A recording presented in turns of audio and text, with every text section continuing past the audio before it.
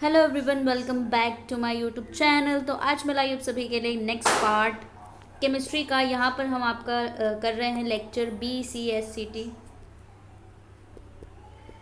133 का। इसके आपके यूनिट 13 तक कंप्लीट हो चुके हैं और हम इसका नेक्स्ट पार्ट आज करने वाले हैं। यूनिट 13 तक जिसने नहीं देखा है वो जा करके चेक कर ले। यूनिट 14 आज हम स्टार्ट करेंगे, जहाँ पे आप पढ़ोगे एराइल हैलाइड्स, ठीक है, जिसको हम हेलो एरीन्स भी कहते हैं। क्या कहते हैं? Hello arenes. यहाँ पे हम डिस्कस करने वाले हैं आपके एराइल हैलाइड्स के बारे में, जहाँ पे आपका एराइल मतलब कोई भी बेंजीन रिंग है, ठीक है, कोई बेंजीन रिंग, उससे आपका एक्स से जुड़ा हो, ठीक है, एक्स। ओ माय गॉड, से मत बोलो मैम, याद आ जाती है फिर, है ना। तो मैं यहाँ पे एक्स की बात कर रही हूँ, ना कि आपकी, ठीक है। तो जोक्स अपार्ट, चलिए चलते हैं, स्टार्ट करते हैं आपके ये लेक्चर। उससे पहले मैं आपको एक बात बता दूँ कि इस वाले को हम मैं होपफुली कह रही हूँ, इसमें अभी आपके 5 यूनिट बचे हैं, क्योंकि 19 चैप्टर है पूरे, इसमें आपके अभी 5 यूनिट बचे हैं। और आज हम एराइल हैलाइड्स करने वाले हैं, ठीक है। 5 यूनिट बचे हैं, 5 को हम, आज है Friday, Saturday, Sunday and Monday तक ये कम्प्लीटली हो जाना चाहिए। किसी भी हालत में अगर मैं लेक्चर ना लाऊँ तो मुझे कमेंट पे कमेंट दे दे के मारना, ठीक है। तो चलिए स्टार्ट कर लेते हैं हम ये वीडियो। एंड यहाँ पर हम आपका क्या क्या पढ़ने वाले हैं, हम सबसे पहले वो चीज़ डिस्कस करेंगे इस वीडियो में, देन उसके बाद स्टार्ट करेंगे। सबसे पहले आप इंट्रोडक्शन पढ़ते हो, कोई भी वीडियो होती है, उसके बाद आप पढ़ोगे इसके स्ट्रक्चर के बारे में, फिर हम करेंगे इसके प्रिपरेशन, फिर हम करेंगे इसके साथ क्या क्या रिएक्शंस होता है, जिसमें आपका nucleophilic substitution by addition elimination होता है, nucleophilic substitution by benzene intermediates हो रहा है। यानी जो एराइल हैलाइड्स होते हैं वो SN1 एंड SN2 रिएक्शन नहीं करते, यानी सब्स्टिट्यूशन, न्यूक्लियोफिलिक सब्स्टिट्यूशन रिएक्शन यहाँ पे ये नहीं करते, बल्कि न्यूक्लियोफिलिक सब्स्टिट्यूशन रिएक्शन ये एडिशन और एलिमिनेशन से करते हैं और बेंजीन इंटरमीडिएट से करते हैं। इलेक्ट्रोफिलिक सब्स्टिट्यूशन रिएक्शन करते हैं और रिएक्शन जो C और X के बॉन्ड में होता है उससे करते हैं। उसके बाद रिएक्टिविटी हम देखेंगे, स्ट्रेंथ देखेंगे, हैलोजन डेरिवेटिव्स के, देन आपका ये चैप्टर कंप्लीट, टाटा बाय हो जाएगा। तो जैसा कि आप लोग यूनिट 13 में पढ़कर आए हैं sorry, in the nature of CX bond of aryl halides and aryl halides, ठीक है। ये aryl halides and aryl halides नहीं है, बल्कि alkyl halide and aryl halide. Because of this aryl halides differ from the alkyl halides in their preparation and properties. तो उनकी preparation बनाने में, उनकी प्रॉपर्टीज़ से हम यहाँ पे बात करेंगे कैसे कैसे ये अलग हैं, कैसे डिफरेंट हैं, वो सारी चीज़ें इस यूनिट में आप पढ़ेंगे। फर्स्ट हम क्या देखेंगे, इसके स्ट्रक्चर के बारे में देखेंगे, रिएक्टिविटी देखेंगे एराइल हैलाइड्स की। उसके बाद CX बॉन्ड्स में क्या स्ट्रेंथ है, different type of halogen derivatives कैसे काम कर रहे हैं, उसकी प्रॉपर्टीज़ क्या है, प्रिपरेशन कैसे कर रहे हैं, रिएक्शंस कैसे कर रहे हैं, सारी चीज़ें इस चैप्टर में हमको पढ़नी है। सबसे पहले हम स्ट्रक्चर एंड रिएक्टिविटी की बात कर लेते हैं। तो देखो इसने क्या बोला, before going into the details and the preparation and properties of aryl halides let us take look the structure. तो सबसे पहले किसकी तरफ देखें, स्ट्रक्चर और रिएक्टिविटी के लिए देखना है हमको। सबसे पहले जो एल्काइल हैलाइड्स होते क्या है उनके बारे में देखेंगे। तो हमें पता है कि compounds in which one or more hydrogen atom of an aromatic ring are replaced by. तो हमें पता है कि ऐसे कंपाउंड एरोमेटिक हाइड्रोकार्बन पे लगे हैं जिसमें हम क्या करते हैं, एक हाइड्रोजन को रिप्लेस करते हैं एक्स से। एक्स व्हाट, आपका हेलोजन, तो उसको हम एराइल हैलाइड्स कहते हैं। ये कंपाउंड को हम हेलो एरीन्स भी कहते हैं। मैंने आपको बताया कि इसको हेलो एरीन्स भी कहते हैं। जनरल फॉर्मूला आपका एरोमेटिक के लिए AR यूज़ किया गया है एंड एक्स आपका क्या है, हेलोजन है, ठीक है, नॉट योर एक्स। आयोपिक नेमिंग जो होते हैं आपका, हमेशा आयोपिक नेमिंग से भी क्वेश्चंस आते हैं। यहाँ पे हेलोजन के लिए आप प्रीफिक्स लगाएं, क्लोरो, ब्रोमो, आइडो, आपको पता है। उसके बाद before the name of arenes के बाद लगाएंगे। उसके बाद पोजीशन देख लेना आप एटम्स का, जहाँ पे प्रीफिक्स आपका ऑर्थो, मेटा एंड पैरा। आपको पता है कि अगर ये दोनों एक साथ लग गए ऑर्थो और एक छोड़कर लग गया मेटा और ऐसे लग गया तो पैरा, ठीक है। इस तरीके से मैंने आपको पहले भी बताया है। तो यहाँ पे कुछ एग्जाम्पल है, यहाँ पे नेमिंग देखो, ये आपके ऊपर ब्रोमीन लगा है तो ब्रोमो हो जाएगा, बेंजीन है तो ब्रोमो बेंजीन हो जाएगा। आपके पास ये 1 2 3 4 5 6 इस तरीके से 6 कार्बन होते हैं। 1 पे आपका क्लोरो है इसीलिए 1 क्लोरो, 4 पे आपका मिथाइल है इसलिए 4 मिथाइल, और बेंजीन है इसीलिए हमने इसको क्या बोल दिया, 4 मिथाइल बेंजीन। दूसरी चीज़ आपको हम इसे बोल सकते हैं पैरा क्लोरोटोलिन। पैरा क्यों, क्योंकि यहाँ पे आप देखो इस तरीके से लगा हुआ है तो ये पैरा होगा। टोलिन क्यों, अगर CH3 बेंजीन पे लगा होता तो हम उसको टोलिन कहते हैं, इसीलिए इसका जो नेमिंग होगी वो होगी पैरा क्लोरोटोलिन। यहाँ पे देखो एक पे आपका क्या लग रहा है, ब्रोमो और क्लोरो लग रहा है। देखो यहाँ पे नोमेनक्लेचर B पहले आता है फिर C आता है, यानी अल्फ़ाबेटिकली ऑर्डर में भी लगाना होता है। तो ब्रोमो वाला पहले लेंगे, उसके बाद 4 क्लोरो वाला लेंगे, दैट इज़ बेंजीन, ठीक है। यहाँ पे भी इसका नाम देखिए आप, 3 पे नाइट्रो लगा हुआ है, देखो 1 2 3 4 5 6, 3 पे नाइट्रो लगा है, फिर आपका पूरा क्लोरोबेंजीन। यहाँ पे देखो मिथाइल 2 और 4, देखो ये 1 है, ये 2 है, 3 4 5 6, 2 और 4 पे क्लोरो, इसीलिए 2,4 डाइक्लोरो मिथाइल बेंजीन, ठीक है। इस तरीके से नेम इनका होता है। अब आपको पता है कि आपका जो अपने अल्काइल हैलाइड में पढ़ा था, ये आपका कार्बन क्या होता है, sp3 हाइब्रिडाइज होती है। जहाँ पे सिंगल बॉन्ड आ जाता है वहाँ पे sp3 हाइब्रिडाइजेशन होती है, जहाँ पे डबल बॉन्ड वहाँ पे sp2, और जहाँ पर आपका ट्रिपल बॉन्ड वहाँ पे sp3 हाइब्रिडाइजेशन होती है। तो जैसे बेंजीन में देखो आपका डबल बॉन्ड दिख रहा है, तो ये वाला कार्बन जो होता है जहाँ पे डबल बॉन्ड प्रेजेंट, उसको हम sp2 हाइब्रिडाइज कार्बन कहते हैं, जिससे आपका हेलोजन ऊपर की तरफ जुड़ा हुआ है, ठीक है। तो यहाँ पे देखो जो आपका sp2 हाइब्रिडाइज वाला कार्बन होता है, उसके पास ग्रेटर s कैरेक्टर होता है, मोर इलेक्ट्रोनेगेटिव होता है, और ये इलेक्ट्रॉन पेयर को होल्ड कर सकता है CX बॉन्ड में, और टाइटली ये आपके CX बॉन्ड को बॉन्ड बना सकता है बहुत ज़्यादा tightly as compare to sp3 hybridise carbon जो आपका एल्काइल हैलाइड में था, तो उसका लेस s कैरेक्टर था, ठीक है। Unbound p orbital having electron pair with halogen atom, ये ओवरलैप करते हैं पाई सिस्टम से, और ये पार्शियल डबल बॉन्ड कैरेक्टर ले आते हैं। अब आपको पता था कि पार्शियल डबल बॉन्ड कैरेक्टर लेकर के आ जाता है CX बॉन्ड पे। ये आपके कुछ रेजोनेटिंग स्ट्रक्चर है जहाँ पे आपने पाई इलेक्ट्रॉन्स देखे हैं। तो डबल बॉन्ड कैरेक्टर आपके किस में, CX बॉन्ड में। यहाँ पे रेजोनेटिंग स्ट्रक्चर हम देखेंगे क्लोरोबेंजीन का, इलेक्ट्रॉन पेयर्स आपके क्लोरीन पे होते हैं जो कि कॉन्जुगेशन विद पाई इलेक्ट्रॉन के साथ होते हैं, ठीक है। जैसे आपका ये डबल सिंगल डबल, इसको हम कॉन्जुगेशन कहते हैं। पाई इलेक्ट्रॉन्स किसे कहते हैं, जो आपके डबल बॉन्ड में एक पाई इलेक्ट्रॉन होता है, एक पाई बॉन्ड होता है और 2 पाई इलेक्ट्रॉन्स होते हैं, ठीक है। ऊपर से ट्रिपल बॉन्ड में आपके 2 पाई होते हैं और कितने हो गए, 4 पाई इलेक्ट्रॉन्स हो गए। ये चीज़ मैंने आपको हकल्स रूल में भी बताई थी। तो इलेक्ट्रॉन पेयर्स जो होंगे आपके क्लोरीन एटम पे, वो कंजुगेशन होते हैं पाई इलेक्ट्रॉन के साथ, और ये इस तरीके से रेजोनेटिंग स्ट्रक्चर बनाते हैं, ठीक है। ये आपका रेजोनेटिंग स्ट्रक्चर है। Because of these two factors CX bond in aryl halides become shorter and strong होते हैं as compare to CX bond of alkyl halide. Since इसीलिए ये जो बहुत ज़्यादा छोटे होते हैं, तो इनका जो स्ट्रॉन्ग बॉन्ड होता है उसको तोड़ना बहुत ज़्यादा मुश्किल हो जाता है। एराइल हैलाइड जो होते हैं वो फ्यू रिएक्शंस करते हैं कार्बन हेलोजन बॉन्ड के साथ। दूसरी चीज़, आपके एराइल हैलाइड जो होते हैं वो सब्स्टिट्यूशन रिएक्शन नहीं देते, SN1 SN2 नहीं देते हैं। ये characteristic of nucleophilic substitution reactions होते हैं अल्काइल हैलाइड का। एलिमिनेशन रिएक्शन भी ये नहीं देते हैं aryl halides. Under certain condition ये आपका न्यूक्लियोफिलिक सब्स्टिट्यूशन रिएक्शन करते हैं, वो भी डिफरेंट मैकेनिज्म से करते हैं। ये इन रिएक्शन के पास SN1 नहीं होता है, डिफिकल्ट होता है इनके पास कोई भी फिनाइल कैटायन को जनरेट करना, इसलिए ये रिएक्शंस नहीं देते हैं, ठीक है। दूसरी चीज़, एरोमेटिक रिंग जो होता है SN2 भी ये नहीं देते हैं, ठीक है। एरोमेटिक रिंग जो एराइल हैलाइड्स के होते हैं वो कुछ बेंजीन के साथ रिएक्ट करते हैं और अंडरगो इलेक्ट्रोफिलिक सब्स्टिट्यूशन रिएक्शन कहते हैं। पहले बेंजीन के साथ करते हैं कुछ, तो इसलिए ये इलेक्ट्रोफिलिक सब्स्टिट्यूशन रिएक्शन, और दूसरा ये एलिमिनेशन और आपका एडिशन रिएक्शन करते हैं, ठीक है।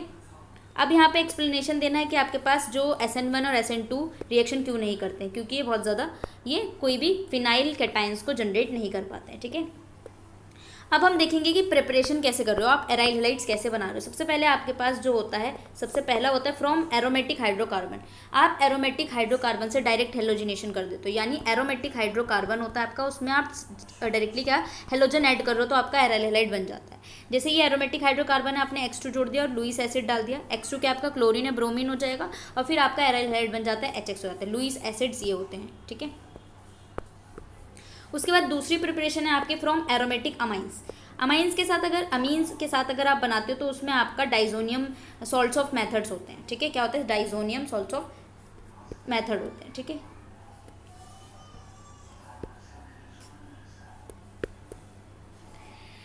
अब यहाँ पे देखिए आपका ये एरोमेटिक, ये क्या है, NH2 है, अमीन है, HNO3 इससे करेंगे तो सबसे पहले पॉजिटिव आएगा, इसको हम डाइजोनियम सॉल्ट बोल देते हैं, ठीक है, क्योंकि अमीन है तो डाइजोनियम सॉल्ट N2+। फिर इसको क्या करेंगे, हम रिप्लेस कर देंगे N2 को, और X यहाँ पे जुड़ जाएगा, इसको एरोमेटिक हमारे पास एराइल हैलाइड बन गया, ठीक है। एराइल हैलाइड हमारे पास जनरेट हो गया। और यहाँ पे जो आपका रिएजेंट होता है वो COCl या फिर CuBr होता है, ठीक है। अच्छा, मेन ड्रॉबैक यहाँ पे देखो, आपके एक ड्रॉबैक है डायरेक्ट हाइलोजिनेशन करने के लिए, is to get single halogenated product बनता है। जनरली जो मोनो हेलोजिनेटेड प्रोडक्ट्स मिक्सचर होते हैं ऑर्थो एंड पैरा के, वो डायरेक्ट बना लेते हैं, डी हेलोजिनेशन कर लेते हैं। अब जो डाइजोनियम सॉल्ट है वो आपके मेथड और प्रिपरेशन बनाने में बहुत ज़्यादा हेल्प होता है। तो यहाँ पे अब हम इसको ब्रीफली पढ़ने वाले हैं। आपका पहला एरोमेटिक हाइड्रोकार्बन से था, तो आपने देखा कि एरोमेटिक हाइड्रोकार्बन से हमने लुईस एसिड एज अ ये हमने रिएजेंट लिया था। ये आपके रिएजेंट होते हैं जो लुईस एसिड है। लुईस एसिड आपके ये सारे होते हैं FeCl3, FeBr3, AlCl3। Aromatic hydrocarbon से डायरेक्ट हेलोजिनेशन करके हम एराइल हैलाइड बना लेते हैं, ठीक है। अब यहाँ पे जैसे यहाँ पे भी आपको दिया हुआ है, ये आपका क्या एरोमेटिक हाइड्रोकार्बन है, एक बेंजीन रिंग, उसके बाद Cl2 आपने डायरेक्ट ऐड कर दिया तो एक क्लोरोबेंजीन बन गया, Br ऐड किया तो ब्रोमोबेंजीन हो गया, ठीक है। इस तरीके से आपके बन जाते हैं। और यहाँ पर अब देखिए FeCl2 है और 2 क्लोरीन लिया, तो देखो ये आपके क्या बन गए, पैरा, ऑर्थो और ये पैरा, 2 बन जाते हैं, ऑर्थो एंड पैरा, ठीक है। उसके बाद आपने क्लोरीन एंड ब्रोमीन भी बना लिया है। उसके बाद आपका जो फ्लोरोबेंजीन होते हैं और आयोडोबेंजीन होते हैं वो डिफिकल्ट होते हैं बनाने डायरेक्ट फ्लोरिनेशन एंड आयोडीनेशन से। ये रिएक्शन जो होता है violent and can not be control नहीं किया जाता है, इसीलिए आयोडीनेशन आपका नहीं बन पाता है, ठीक है। तो अगर हम आयोडीन से रिएक्शन कराते तो ये जल्दी से नहीं बन जाता, तो हम इसके पास जब ऑक्सीडाइजिंग एजेंट लेते हैं, नाइट्रिक एसिड और आयोडिक एसिड, तब ये जाके प्रिपेयर हो जाता है, ठीक है।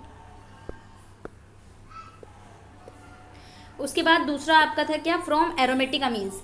फ्रॉम एरोमेटिक अमीन से आपका क्या बनता है, डाइजोनियम सॉल्ट बनता है। डाइजोनियम सॉल्ट से आप बना लेते हो तो इस रिएक्शन को हम सैंडमियर रिएक्शन कहते हैं। इंपॉर्टेंट है, यहाँ पर आपका जो है डाइजोनियम सॉल्ट बनता है, ठीक है। आपको ये कन्वर्जन में भी आ जाता है कि एरोमेटिक अमीन है और यहाँ पे आपका दे देंगे, फिर डाइजोनियम सॉल्ट आपका बनेगा। उसके बाद आप क्या करोगे, यहाँ पे एराइल हैलाइड बनाओगे, तो उसको हम क्या कहते हैं, अब यहाँ पे रिएक्शन है उसको हम सैंडमियर्स रिएक्शन कहते हैं, ठीक है। कॉपर एक्स एंड HX यहाँ पे डाल रहे हैं। अब यहाँ पे कॉपर एक्स डाल रहे हैं, ठीक है ना, कॉपर हैलाइड, ठीक है।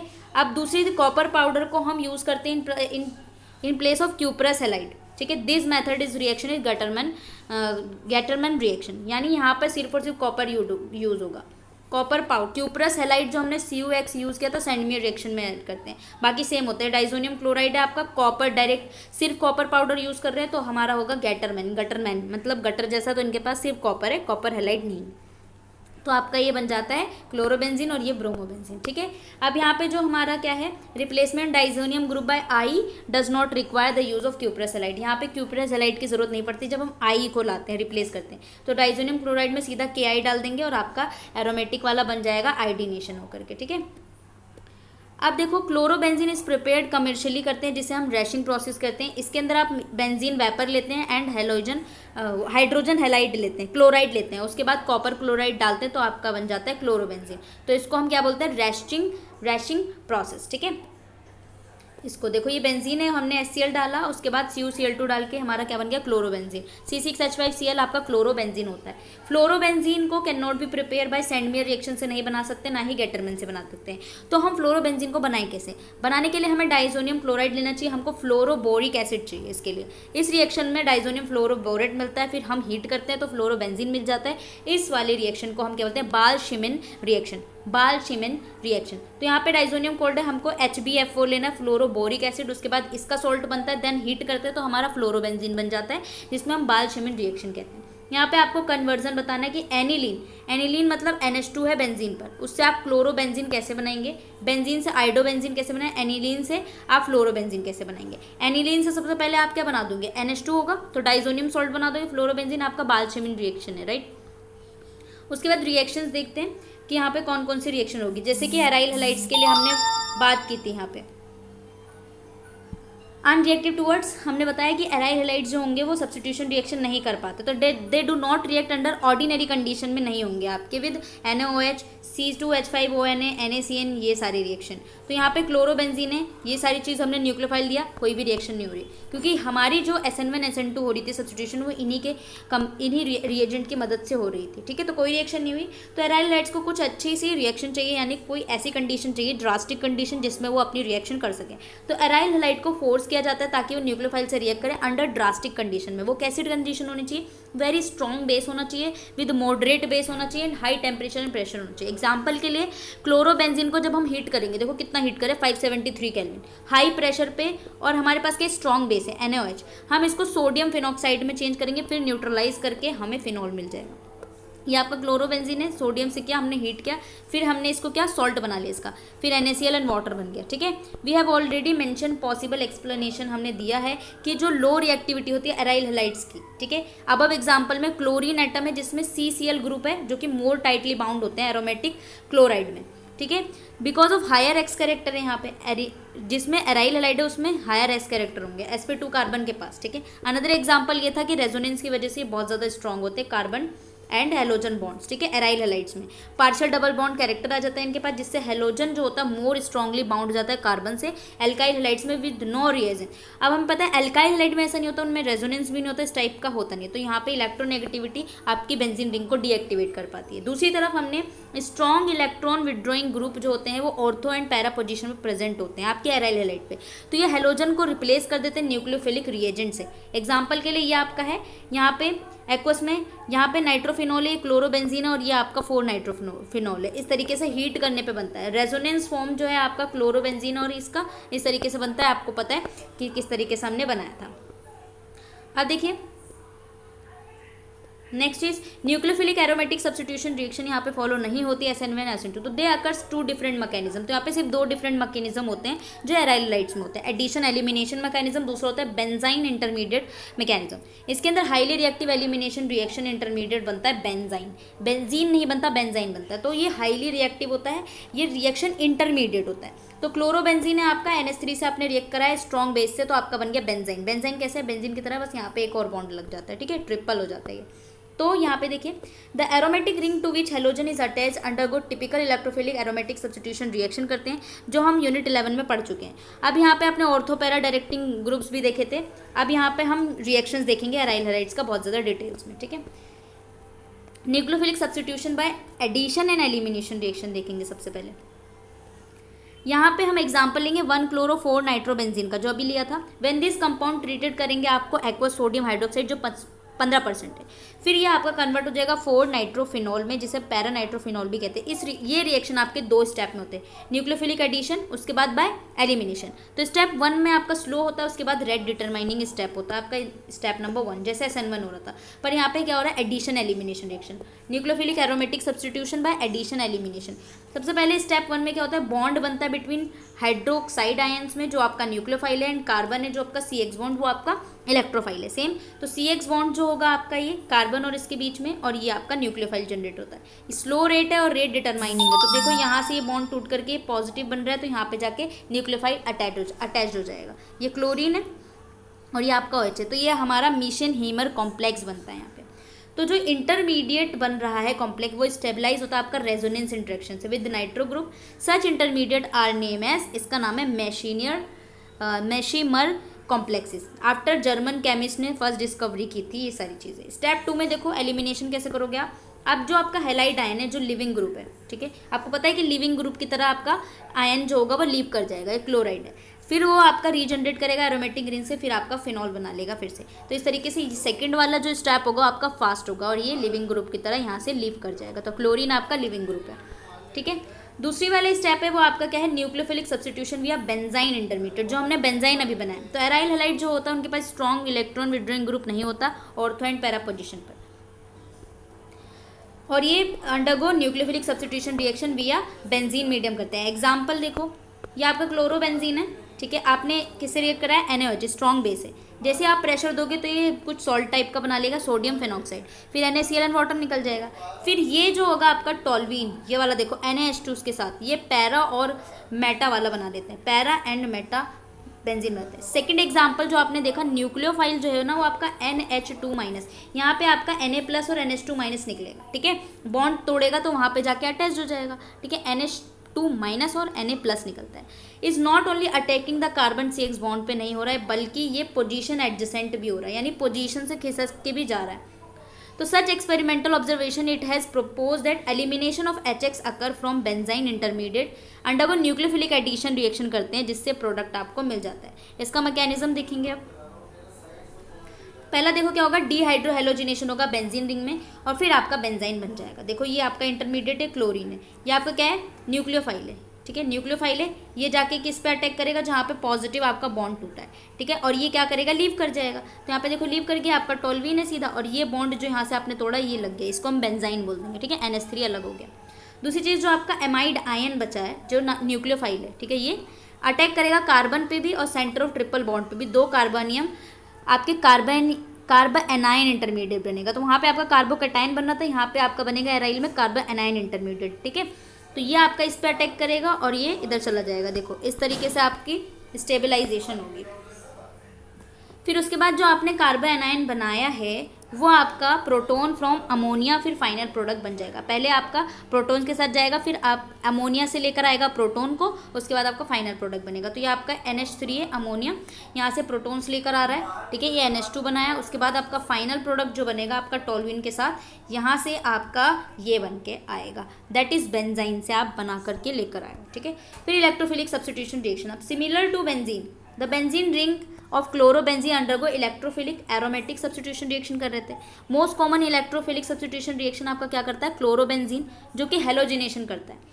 और उसके बाद सब्स्टिट्यूशन रिएक्शन आपका halogenation, nitration, sulphonation, Friedel craft reaction, सारी चीज़ें हम डिस्कस करके आए हुए हैं। यहाँ पे क्लोरोबेंजीन आपका वीकली डीएक्टिवेटिंग होता है, किसको, ऑर्थो पैरा डायरेक्टिंग पे, ठीक है, क्योंकि इसको मोर ड्रास्टिक रिएक्शंस चाहिए होती है ऑर्थो पैरा डायरेक्टिंग करने के लिए, इलेक्ट्रोफिलिक सब्स्टिट्यूशन रिएक्शन करेगा। तो यहाँ पे देखो क्लोरीन आपका ऑर्थो एंड पैरासाइट पर इलेक्ट्रोफिलिक अटैक से ये स्टेबलाइज हो जाएगा कार्बोकेटाइन इंटरमीडियम में, फिर आपका ये डीलोकलाइजेशन हो जाता है पॉजिटिव चार्ज रेजोनेंस के थ्रू, ठीक है। Such stabilisation not possible in carbon anion. तो यहाँ पर एग्जांपल देखिए, ये आपका इलेक्ट्रोफाइल है, ठीक है, ये आपके क्या है, न्यूक्लियोफाइल है, ये आपके लोन पेयर को देता है। फिर आपका कैटायन वाला इंटरमीडिएट बनेगा जो आपका मेटा अटैक करता है, यानी मेटा वाले पे अटैक करेगा, ठीक है। यहाँ पे देखो इलेक्ट्रोफाइल आके ज्वाइन हो गया, फिर ये पैरा पर आया, ठीक है। जो आपका कैटायन इंटरमीडिएट बनता है ऑर्थो अटैक भी करता है और पैरा और मेटा अटैक भी करता है, इस तरीके से। अब आप देखना यहाँ पे रिएक्शंस कौन कौन सी हैं। सबसे पहले आप ये क्लोरोबेंजीन वाला देखिए, क्लोरोबेंजीन को जब हम क्लोरीन और आपका देखो डाइक्लोरीन है, ठीक है, यानी 2 क्लोरीन है और आपका FeCl3 के प्रेजेंस में आप कराते हो तो आपका क्या बनता है, ऑर्थो एंड पैरा डायरेक्टिंग बनता है, ठीक है। ये आपका किस पे लगा है, ऑर्थो पे, और ये आपका किस पे लगा है, पैरा पे। फिर आप HNO3 से अगर कराते हो तो आपका ये सारा सब्स्टिट्यूशन रिएक्शन है, ठीक है। NO2 लग जाएगा, HNO3 है तो आपका ऑर्थो एंड पैरा। H2SO4 से कराते हो तो आपका सल्फोनेशन होता है, ये नाइट्रेशन है, ये क्लोरीनेशन है, ठीक है। सल्फोनेशन कराओगे तो आप SO3H लगेगा किस पे, पैरा पर और ऑर्थो पर, ठीक है। इसी तरीके से आप यीस्ट से कराते हो तो फ्रीडल क्राफ्ट एल्काइलेशन, एल्काइलेशन में आप यूज़ करते हो AlCl3 और क्या यूज़ करते हो आपका CH3Cl, ठीक है, एल्काइल हैलाइड। तो यहाँ पे आपका CH3 लग जाएगा और एक यहाँ पे यानी ऑर्थो है ये पैरा पोजीशन पर, ये सारी रिएक्शंस आपकी हो जाती हैं सब्स्टिट्यूशन रिएक्शन, ठीक है। उसके बाद आप रिएक्शंस करेंगे due to CX bond. CX bonds का मतलब आपका C कार्बन और हेलोजन के बीच में जो बॉन्ड बन रहे हैं उसके बीच के उसके अकॉर्डिंग रिएक्शंस क्या होती हैं। यहाँ पे सब्स्टिट्यूशन रिएक्शन एराइल हैलाइड जो होती है वो रिएक्शन करते हैं मेटल के साथ रिएक्शन करेंगे, ठीक है। मेटल के साथ रिएक्शन करा के ऑर्गेनोमेटेलिक कंपाउंड बनाते हैं जिसको हम क्या बोलते हैं, ग्रिग्नाग रिएजेंट बोलते हैं। ब्रोम आइडोबेंजीन जो होते हैं वो मैग्नीशियम मेटल के साथ रिएक्ट करके ग्रिग्नाट बना लेते हैं, ठीक है। क्लोरोबेंजीन जो होता है वो अनरिएक्टिव होता है इसके अंदर। तो मेटल के साथ जो रिएक्शन करते हैं वो आपका कौन कौन करता है, ब्रोमोबेंजीन और आइडोबेंजीन। तो ये ब्रोमोबेंजीन है, Mg के साथ करा, ड्राई एथर में MgBr बना लिया, that is phenyl magnesium bromide, ठीक है। ये आपका क्या ग्रिग्नाग रिएजेंट हो जाता है। दूसरी चीज़ एराइल हैलाइड जो होता है एल्काइल हैलाइड से रिएक्ट करता है सोडियम मेटल के अकॉर्डिंग, सोडियम मेटल के साथ तो आपका एल्काइल बेंजीन बना लेता है। इस रिएक्शन को हम वुड्स फिटिंग रिएक्शन कहते हैं। मैं पहले बता चुकी हूँ कि आपका ये क्या है, एक एराइल हैलाइड है। एराइल हैलाइड एल्काइल हैलाइड के साथ रिएक्ट कर रहा है और 2 मेटल है, तो मेटल से जब भी रिएक्ट करता है तो RR बना लेता है। RR का मतलब एक एराइल वाला है एक एल्काइल वाला है, RR बना लेता है। तो हम इसको क्या बोलते हैं, इस रिएक्शन को वुड्स फिटिंग रिएक्शन बोलते हैं, ठीक है।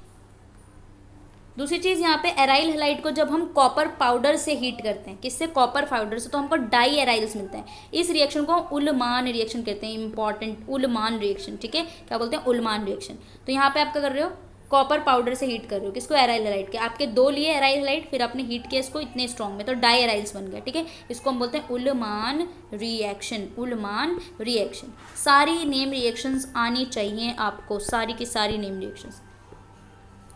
अब देखो कन्वर्जन में देखो कितने अच्छे से, आइडोबेंजीन से आपको बाइफिनाइल बनाना है, कैसे बनाओगे, उलमान रिएक्शन से बना लोगे, ठीक है। फिर ये ब्रोमोबेंजीन से फिनाइल मैग्नीशियम ब्रोमाइड बनाओगे, वुड्स रिएक्शन से बना लोगे, ठीक है। इस तरीके से आपका आंसर आता है, ये आपका होना चाहिए बिल्कुल अच्छे से। अब देखो यहाँ पे आपको देखना है कि reactivity and relative strength of CX bond. जैसे कि आपने रिएक्टिविटी और स्ट्रेंथ पढ़ी थी अभी जो एल्काइल हैलाइड के लिए, वही एराइल हैलाइड्स के लिए आपको पढ़नी होती है।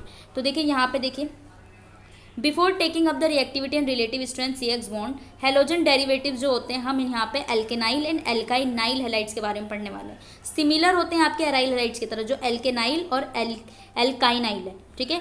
लेस रिएक्टिव होते हैं टुवर्ड्स न्यूक्लियोफिलिक सब्स्टिट्यूशन रिएक्शंस के and do not undergo SN1 SN2। तो जैसे कि आपके एराइल हाइड नहीं देते वैसे ये दोनों भी नहीं देंगे क्या, SN1 SN2 रिएक्शन। जनरल अगर हम बोले similar to aryl halide, CX bond आपके शॉर्टर होते हैं, स्ट्रॉन्गर होते हैं।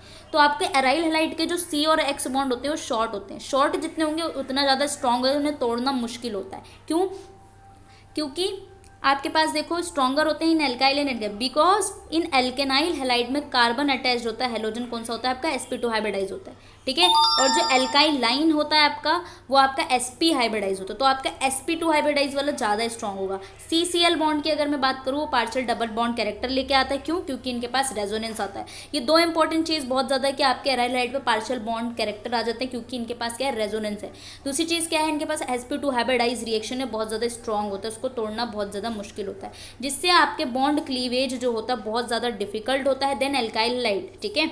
इसीलिए इनसे एल्काइल हैलाइड से ज़्यादा स्ट्रॉन्ग होते हैं और ये लेस रिएक्टिव होते हैं किससे, न्यूक्लियोफिलिक सब्स्टिट्यूशन रिएक्शन से। वो आपको पता है कि एल्केनाइल हैलाइड हो, एल्काइनाइल हो, एराइल हैलाइड हो, वो आपके SN1 SN2 रिएक्शन करते ही नहीं। ये रेजोनेटिंग स्ट्रक्चर है आपका क्लोरोइथीन का, ठीक है। ये डबल बॉन्ड है, ये रेजोनेटिंग स्ट्रक्चर है, ठीक है। Lack of SN1 SN2 reactivity है ही नहीं इनके पास, कैन ऑल्सो भी explain on the basis of formation of transition state, क्योंकि इनके पास क्या है, हायर एक्स कैरेक्टर है, double bond triple bond carbons होते हैं, इसीलिए स्ट्रॉन्गर इलेक्ट्रॉन अट्रैक्टिंग है, ग्रुप है sp3 हाइब्रिडाइज होते हैं, ठीक है। ये आपका SN2 रिएक्शन करते ही नहीं।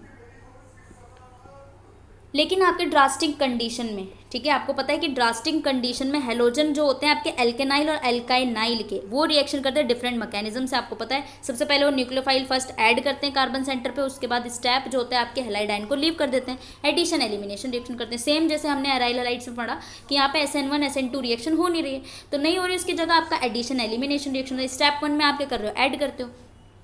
ये आपका बेंजीन है, ठीक है, ये आपका ट्रिपल बॉन्ड वाला, ये क्लोरीन है, न्यूक्लियोफाइल यहाँ पे ऐड करोगे तो न्यूक्लियोफाइल यहाँ पे लग गया, फिर एलिमिनेट करोगे तो क्लोरीन यहाँ से चला जाएगा और ये आपका स्ट्रक्चर बन जाएगा, ठीक है।